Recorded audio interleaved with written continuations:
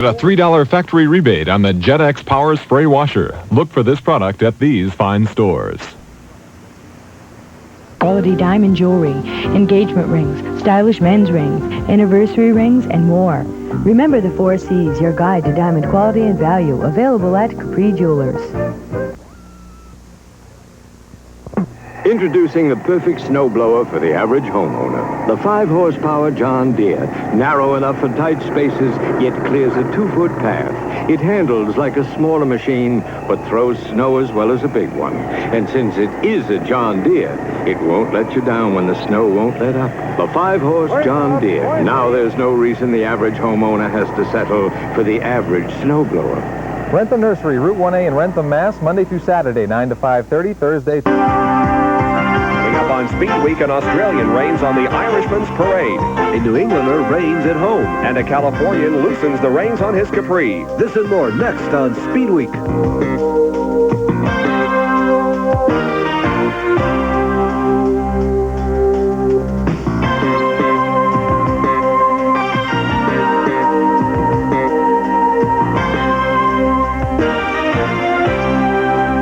Speedweek is brought to you by B.F. Goodrich TA Radios, built for you to take on the road.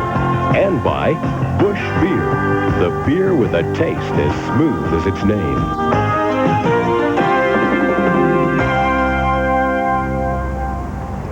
The hallowed grounds of the Indianapolis Motor Speedway. Constructed in 1909, more American racing history has been written here than anywhere else. Part of Speedweek is here this week. I'm Larry Newber. And I'm Bob Jenkins from Charlotte Motor Speedway, where there's another big weekend of racing coming up here, including the Winn-Dixie 300 Grand National Race and the Coca-Cola World 600 Winston Cup Race. But first, let's go back to Larry for a wrap-up on activities at the Indianapolis Motor Speedway last weekend. In the wake of last weekend's final qualifying for this year's 500, we now have a new fastest field in the history of motor racing. The 33 averaged 210.358 miles per hour. The bubble speed, Jeff Brabham's 207.082. The weather multiplied the usual bump weekend drama. Skies threatened all day Saturday, but never opened up. And despite predictions of a solid day of rain Sunday, curiously, the field 1 car short at the end of this third day. Many wondered why somebody not at qualifying speed simply didn't roll the dice, believe the weatherman, and fill the field. Bob Wilkie, Gary Bettenhausen's owner, for instance, turned down 2 attempts that were enough speed. But by mid-afternoon Sunday, crews had out-forecasted the Weather Bureau's sophisticated equipment. The track dried, but only enough for about 2 hours of qualifying. Gary B., admitted to tears while still on his run, broke a 3-year dry spell and finally got in. George Schneider, after only his second wave-off in 21 years, predictably put in one of Foyt's cars. With Derek Daly on the track and seemingly with a shot, his run interrupted by rain, which had lingered in the sky all day. So Brabham survived. Only Dick Simon had been bumped. At least 3, Daly, Mike Nish, and Rick Moskiewicz, showed sufficient last-minute speed. Again this year, a field of teams. 24 in the field have teammates representing 11 teams. There are 4 rookies. In an American welcome twist of fate, if you include Mario and Al Sr., 11 short-track sprint and midget grads made it. 8 whose most recent success was Super V, and just 6 from Formula One. Lola continues to make a soft end and marches dominance, 8 in. Al Sr.'s lone Penske chassis with the lone Chevy Ilmore engine. Both of Robin Hurd's personally supervised Buicks on Gaius and Crawford and Scott Brayton's Buick. In 1979, Formula One driver Elio DeAngelis and Mario Andretti were Formula One teammates with Lotus. They crashed on the same day last week. Mario suffered only minor injuries in his crash at Indianapolis. His car was totally destroyed, though, and that's the reason he has to start last in this Sunday's 500. Elio did not survive, however. He lingered for a few hours before life support systems were turned off. And the death of Elio DeAngelis once again raises the question concerning the safety of the Formula One cars. Ivan Capelli is rumored to be the replacement for Elio DeAngelis in this Sunday's Formula One race at the Spa in Belgium. In American Super V, Matt McBride is replacing Ross Cheever in the Provimi car. The Super Vs, along with the midgets, will race the night before the 500 in the Indianapolis area. And Mike Cooper is leaving the U.S. to stake his claim in Formula 3 in Britain. The big race this past weekend here at Charlotte Motor Speedway, the Charlotte Grand Prix featuring IMSA GTP cars. We get the story from Bob Varsha. Connecticut's Drake Olson and Texan Bryce Cobb overcame intense cockpit heat in their Porsche 962 to win the International Motorsports Association Charlotte Camel Grand Prix Sunday afternoon at Charlotte Motor Speedway. 65,000 spectators and a national television audience watched as Olson and Cobb inherited the lead 28 laps into the 500-kilometer race when the Ford Mustang Probe, driven by Wes Sherman Klaus Ludwig, blew its 900-horsepower engine. The Olson-Cobb team battled 120-degree temperatures inside their car throughout the 3-hour race. With the aid of special cool suits that use circulating water to keep the driver comfortable, the pair charged to a record average speed of over 109 miles per hour. The Corvette prototype of Doc Bundy and South African Cyril van der Merwe overcame this spin near mid-race to mount a late charge. With 5 laps to go, the car's engine overheated, and van der Merwe cruised helplessly, giving up second place to the Porsche of Bob Aiken and West German Hans Stuck, and then third to the Buick Hawk of Whitney Gantz and Bob Lobenberg. Mechanical gremlins haunted many teams, including the 86 Porsche of Frenchman Bob Wallach and Italy's Paolo Barilla, who fell victim to tire problems. Defending race champions Al Holbert and Derek Bell suffered a burned piston in their Porsche. Despite the attrition, the race was accident-free. The victory by Olson and Cobb breaks a string of 6 different race winners this year. The team also won at Riverside, California 3 weeks ago. The Camel Lights class for smaller prototypes at Charlotte was won for the second straight race by Californian Bob Earl and Englishman Ray Bellum in a Pontiac Fiero. In other events at Charlotte, Georgia's Jack Baldwin splashed through a sudden storm to win the GTO class for big-engine sports cars, while the California team of Bob Reed and Tom Kendall did likewise to take GTU honors in a Mazda RX-7. Round 2 of the Kelly American Challenge for domestic sedans went to Illinois' Irv Hare in an Oldsmobile, and Alabama-based Cal Choquette drove his Dodge Daytona to victory in the Champion Spark Plug Challenge for front-wheel drive cars. From Charlotte Motor Speedway, this is Bob Varsha reporting. The Rob Dyson team won its first IMSA race last year at Lime Rock. They return there this weekend for a Monday race, which will be televised live here on ESPN. When we return, Jody is a center ring knockout at Dover. While Grand National slug it out in the same corner.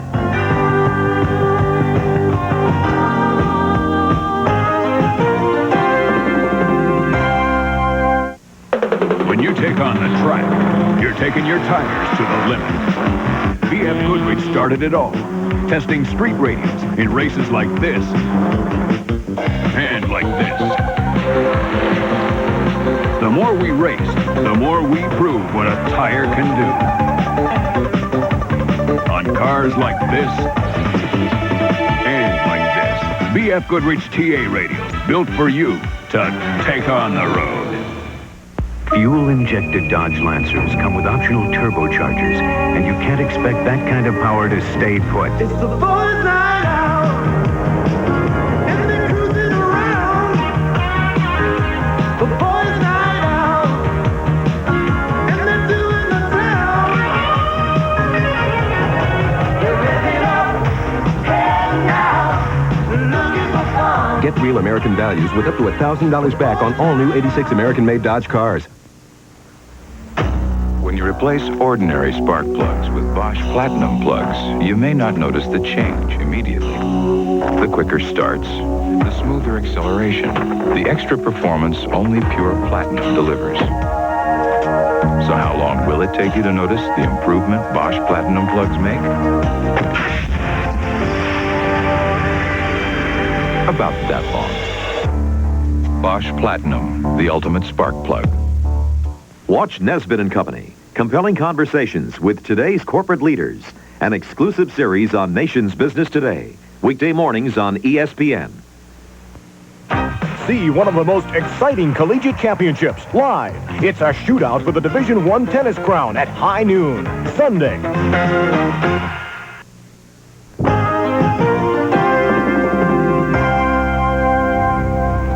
The Winston Cup teams are here at Charlotte preparing for the World 600. Last weekend, they were in Dover, Delaware for a Winston Cup race that was won by the winner of the Daytona 500. We get a wrap-up from Mark Allen. The first half of the 500-lap marathon at Dover, Delaware looked more like a 25-lap sprint race that had the record crowd loving every minute. The big guns, Bodine, Bonnet, Earnhardt, Elliott, Gant, and Labonte contested the lead nearly every lap. It was as if no one wanted to run second on this 90-degree Sunday, yet being in or near the front wasn't always the best place to be. Gremlin struck defending champ Bill Elliott with ignition trouble. He fell 6 laps down. Neil Bonnet's lead and afternoon ended with clutch failure. The 1-mile track nicknamed the Monster Mile was mean in other ways, too. Doug Heveron's blown engine sent him on this unwelcome ride. The most serious mishap by Jody Ridley, who battered the outside and inside walls before coming to rest in his burning race car. Ridley was knocked unconscious, but soon came to and was immediately transported to a local hospital. Ken Schrader wasn't hurt, mostly just embarrassed when he found a new and unusual way of pitting. Back up front, Terry Labonte parked his contending Olds after his motor let go. But his frustrations were nothing compared to Harry Gant. He had the car to beat most of the day before being put on the hot seat when his motor erupted with 30 laps to go. In the final dash, the only survivors with a title shot were number 5, Jeff Bodine, and 22, Bobby Allison. But to the delight of the Northeast crowd, Bodine, a New York native, pulled away to a comfortable 3-second victory. Dale Earnhardt, Ricky Rudd, and Darrell Waltrip rounded out the top 5. Bodine's now only the second multiple winner on this season's ultra-competitive Winston Cup Tour. This is Mark Allen reporting. Larry, Dale Earnhardt maintains a small lead in the battle for the Winston Cup. Yep, but along comes, can you believe it, Bobby Allison. He's just 90 points now behind the one tough customer. Well, Darrell Waltrip has done it again. No wins yet in Winston Cup competition, but he's currently ruling the Grand National Sportsman. The lead in this Dover race exchanged 6 times between Waltrip in his faithful 17 and pole sitter Brett Bodine, who has the Thomas Brothers 00. Bobby's son, Davey Allison, who races a variety of late models, delayed the proceedings a bit with this slide. The resulting yellow brought about the predictable pit action, but didn't affect the standings that much, although points leader Jack Ingram was destined to get second. This occurred when Robert Ingram Jr. spun off turn 4 and took out Kenny Burks. The gathering moved to the inside wall. Jimmy Lawson slid into the party, which also attracted Bosco Lowe. Lowe and Ingram, by the way, were principals in a major Charlotte fire about this time last year. Meanwhile, Darrell sped on to victory, and despite his pit crew's almost casual reaction, I guess even winning gets routine, he only won by about 10 car lengths. Bodine was third, followed by Dale Jarrett and Larry Pearson. The Canadian-American Tour was in both countries last weekend. Here at Sanair Speedway near Montreal, same place the Indy cars run, Chuck Bound in number 7 passed Beaver Dragon on lap 20 to win the Sanair 100. The previous night, Robbie Crouch won the Governor's Cup at Catamount Stadium in Vermont. ARCA's Permatech Series opened the new modified oval at the St. Louis International Raceway last week. Bob Schaff, fastest qualifier on the nearly 1-mile series of turns. The hairpin claimed several top runners on the first lap, including Bob Strait from ASA. Bill Venturini and Dave Simcoe among challengers who didn't last the 200 laps. Points leader Lee Raymond taken out in a turn 5 crash. Bob Schaff won, followed by Bob Keselowski, Bob Brevac, Ken Rowley, and Rick Jeffrey. In our next segment at Riverside, Scott flies from the rear to the front, while Ted drops from the front to the rear.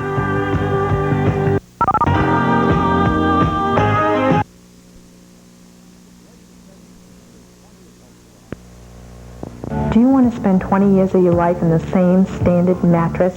White Knight Sleep Shop in the Marketplace Mall in Walpole offers you another alternative. We have an extensive variety of traditional and contemporary bedroom suites, platform beds, water beds, and accessories. Come in and lay down on one of our 5 different types of motion water beds. Our prices are low because we buy direct from the factory. This month's special is our Pinecrest water bed with headboard and bookcase. White Knight Sleep Shop, 660 Main Street, Walpole, Mass. There's a new star on the horizon, and it points to the only exclusive Mercedes-Benz dealership in New England. Mr. Nicholas Vitti and General Manager Dave Lima proudly invite you to their new showroom, now offering the exciting new line of Mercedes-Benz at savings of 30 to 40% with Vitti's new cash control account. And remember, Vitti is one of the few dealers that gives you free pickup and delivery, plus a loaner when your car's in for service. So look for the star, the Vitti Star, Route 24, exit Fish Road, Tiverton. Testing roads. Punishing trails, the open road. Each road demands a different tire to take it on. And with BF Goodrich TA radials, you've got all the different tires you need to take on those roads. The most complete line of high-performance radials in the world. The BF Goodrich TA line, built for you to take on the road. Some travel arrangements made through Eastern Airlines, the official airline of Walt Disney World, with more flights to more of Florida. At Eastern, we earn our wings every day.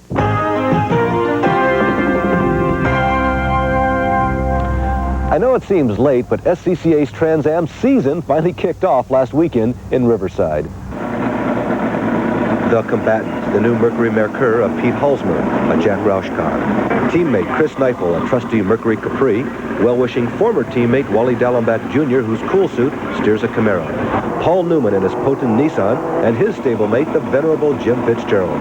Illinois' Jim Miller is back in a Camaro, and EFR in that Ford-hunting V6 Buick. And the return this year of former champ George Fulmer in a Corvette. Wally gets a forgettable start from the pole. Neifel and Miller get the first point, but they are destined to tangle. Paul Newman took the lead on lap 8 and proceeded to gun everybody down. But as has often happened in recent races, he didn't finish. Scott Pruitt had to start 31st, no qualifying time. He had run the GTO race at Charlotte Saturday, but he was making up time now. Blasting through the field, he had to pause to scrimmage with Pete Halsmer, who had actually set up his car. They figured they were battling for second, but with Newman gone, it turned out to be Pruitt's win. Well, Chris Neifel finished third in that Trans Am race at Riverside, won $5,400, but it's all going to charity. And this week, it's all for the City of Hope. Now, not many racers are in a position to do this, but when it happens, it's very gratifying and good for the sport of racing. Sure is, Larry. Well, Greg Pickett, who was one of the top Trans Am competitors 2 years ago, will reportedly return to the series before Detroit, driving either for Jack Roush's Ford operation or for Protofab's Chevrolet operation. The Jim Russell Mazdas raced also. Jan Beekes was the fastest qualifier, but blistered a tire on his reconnaissance lap and had to start last anyway. He came all the way up to the field in the 20-lap race to lead, but on the final turn, he lost out to his teammate Mark Walikachuk when another tire blistered. Several other races shared the bill with Trans Am at Riverside last weekend, among them the West Coast Atlantic Racing Series. The most recent winner in the series, Superveer Ted Prappus, is pole sitter, but has a bad start and is passed by both Tom Phillips and Dan Marvin. Phillips leads the first few laps, but the Portland driver will finish 2 laps off the pace after an encounter with Prappus. Roberto Quintanilla from Mexico City holds off the charging Marvin and wins by about 4 seconds at an average speed of just over 112 miles an hour. Prappus finishes third. It's Quintanilla's first Formula Atlantic win here in the U.S. He becomes the third winner in as many W-Car events so far this year. Sports Renault qualifying, paced by San Jose's Ray Kong. The field was dominated by Californians, but as usual, several states well represented near the top. Top runner, Floridian Scott Lagasse, was the early leader in his number 27. New Jersey's Todd Marisi used all of the road and all of the off-road at times. Shark-nosed fast-timer Kong remained persistent and finally got back around Lagasse. Not only is there a solid cross-section of states here, but also pleasing appearances by at least one ethnic group. The second VW Cup Series race for golf sedans also took place at Riverside, and this looked like a VW race of old with lots of passing and close competition. Kurt Mathewson led the entire distance and easily won the first race this year in Phoenix. Number 70, Alan Pope, led most laps with Alistair Ogue, Al Salerno, and Mark Bem trailing. But Salerno grabbed the lead and stayed ahead of the Bems, Mark, and Les. Number 23, Jody Dangle, might have finished higher were it not for a rear wing that was a little higher than normal. The cars were near Los Angeles, but the bikes were near San Francisco. And an in-depth look at race driver and IndyCar owner Jim Trueman. Stay with us.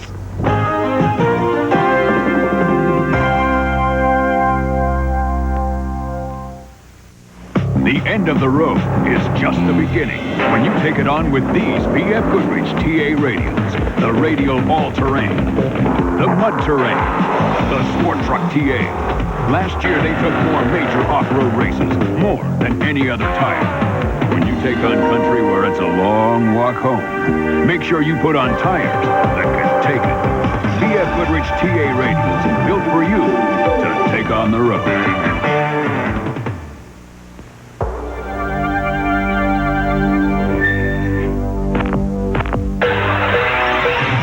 Expressway to your heart.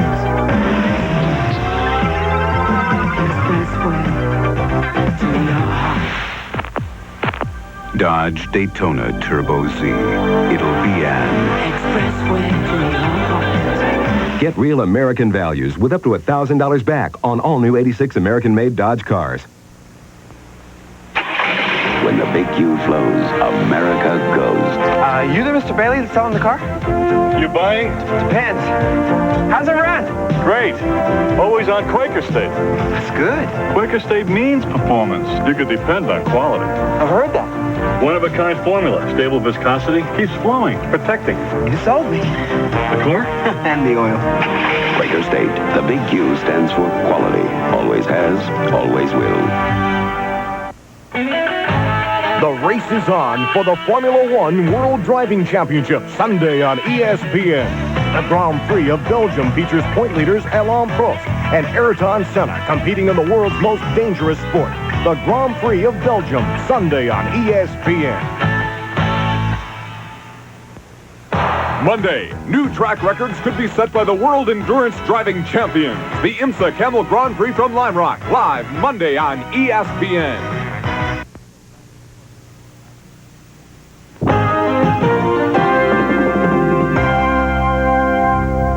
AMA riders returned to the road course this past weekend in an event at Sears Point International Raceway in California. This was the second road race of the year, first for Formula One bikes.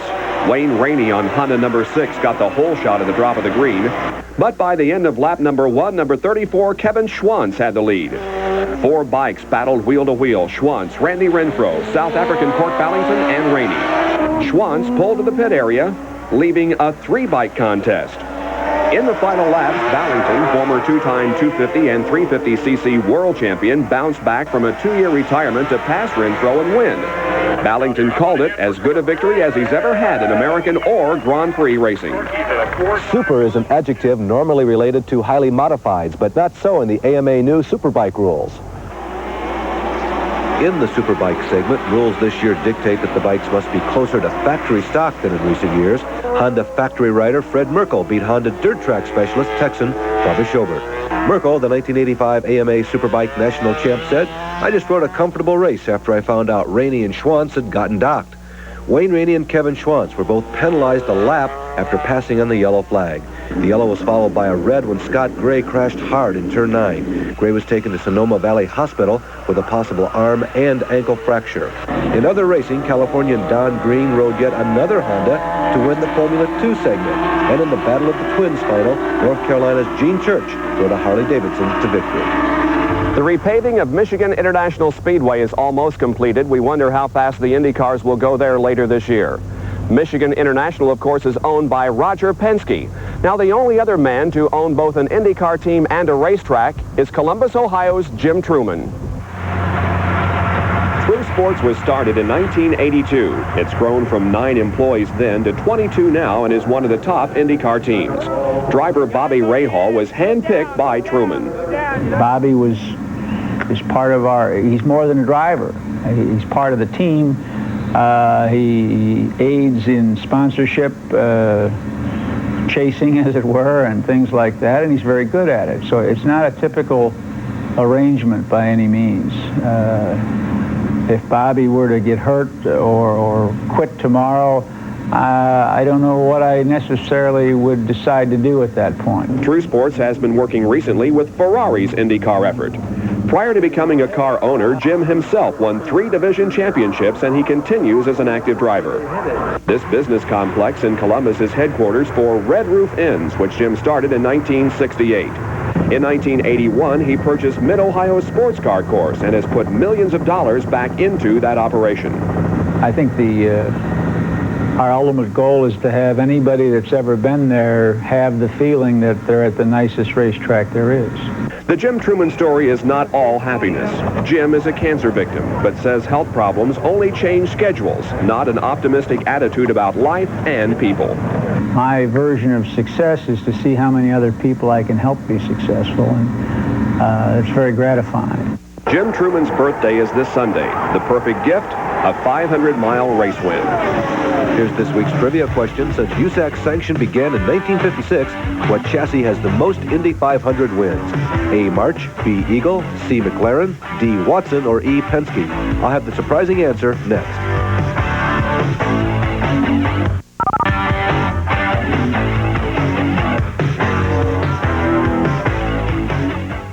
I'm Charles Schwab. Over 1 million investors who make their own investment decisions trade with us. Here are a few reasons why. Oh, thanks for the game, John. Thank you. Hey, and thanks for telling me about that discount broker, Charles Schwab. You were right. Schwab's commission savings are great, aren't they? Yeah, but I expected that when I called a discount broker. I bet you were surprised by Schwab's service. I sure was. Schwab even executes and confirms my orders before I get off the phone. That's something else. And they never try to sell you stock. You know, there's no sales pressure. No sales pressure. Commission savings over 70% and great service. I'm sure glad I called Schwab. For a free booklet on how you can save up to 76% on brokerage commissions, call 800-372-3000 toll free. That's 800-372-3000. Charles Schwab, a Bank America company, member SIPC.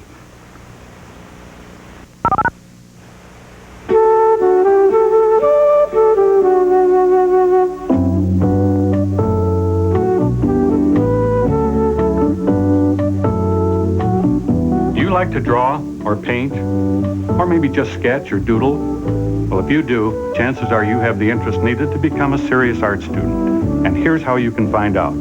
By simply calling toll-free, Art Instruction Schools will send you without cost or obligation this enjoyable art test. You take it at home in your spare time, and when you've finished, you simply mail it in. Your test is then reviewed and graded by experts, and that's all there is to it. So call or write today for your art test. And don't let the wonderful world of art pass you by. To get your free art test, call this toll-free number or write to Art Test and give your name, address, and age. Don't delay. Call this number now. Call 1-800-544-1000. Here's the answer to this week's trivia question. Marches may be the dominant force now, but they've won only the last 3 500s in a row. Eagles and McLarens each won 3 between 1968 and 1975. And even though Roger Penske has owned 5 winning cars, only 2 of them have been in a car of his own design. So the answer is D, A.J. Watson, who won 7 times in the 50s and the 60s. One of the toughest competitions in all of motorsports is the Widowmaker Hill Climb at South Jordan, Utah, where they've been having a lot of weather problems. Heavy snows and rains have raised the level of the Great Salt Lake to dangerous levels, but here in the foothills this day, sunny and bright. It's the longest and most challenging hill climb in the world, or so they say. This year, 300 feet longer, 1,800 to the very top, and not everyone makes it. This rider, for instance, loses first his number plate, then the entire bike.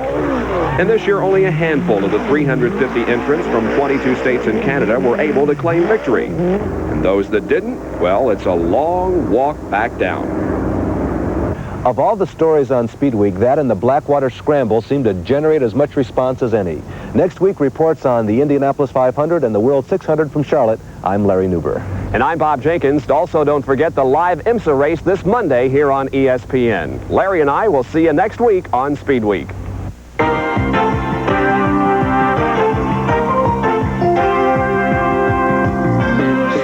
Has been brought to you by B.F. Goodrich TA Radials, built for you to take on the road.